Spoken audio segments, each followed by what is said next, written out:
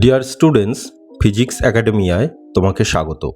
ফ্রবিনিয়াস method of power series solution and special function এই চ্যাপ্টারের আজকের ক্লাসে আমরা আলোচনা করব বেসেলস ফাংশন সংক্রান্ত এই গুরুত্বপূর্ণ রিলেশনটি। এখানে লেফট হ্যান্ড সাইডে আছে integration x J naught square x dx, আর রাইট হ্যান্ড সাইডের টার্মসে এই যে J naught x J one x এই টার্মসগুলি এরা হলো জিরোথ অর্ডার এবং ফার্স্ট অর্ডার বেসেলস ফাংশন, আর সি হলো ইন্টিগ্রেশন কনস্ট্যান্ট। তো লেফট হ্যান্ড সাইডের টার্মসটিকে লিখলাম। তো এবার লেফট হ্যান্ড সাইডের টার্মসটিকে আমরা ইন্টিগ্রেটিং বাই পার্টস করে পাই। তো প্রথমে ইন্টিগ্রেটিং বাই পার্টসের ফর্মুলাটা লেখা হলো। তো এই টার্মসটাকে আমরা ইউ এবং এই টার্মসটাকে ভি ধরে ইন্টিগ্রেটিং বাই পার্টসের ফর্মুলা অ্যাপ্লাই করে পাই এটা equals to J naught square x into x square by 2 minus integration এই ডিফারেন্সিয়েশন করে পাই 2 J naught x into J naught prime x, আর এই ইন্টিগ্রেশনের result x square by 2 d x plus C.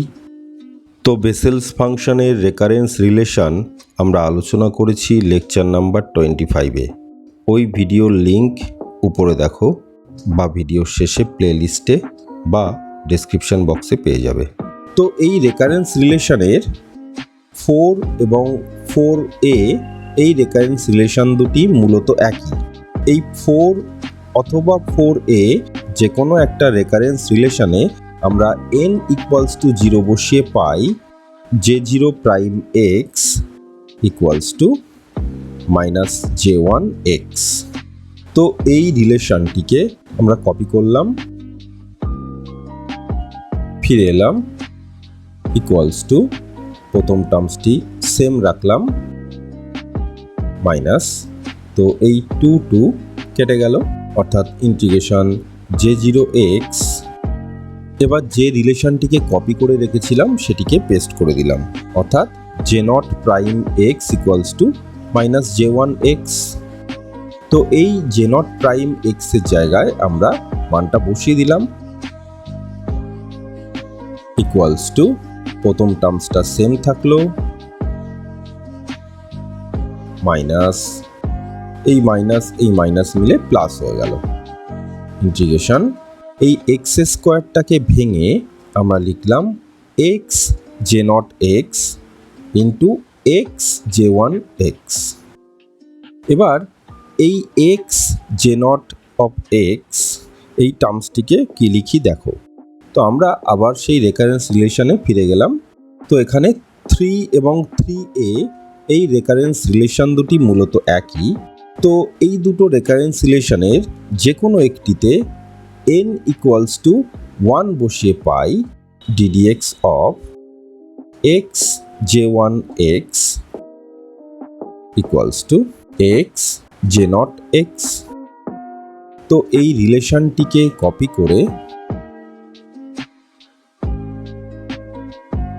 আমরা এখানে পেস্ট করে দিলাম।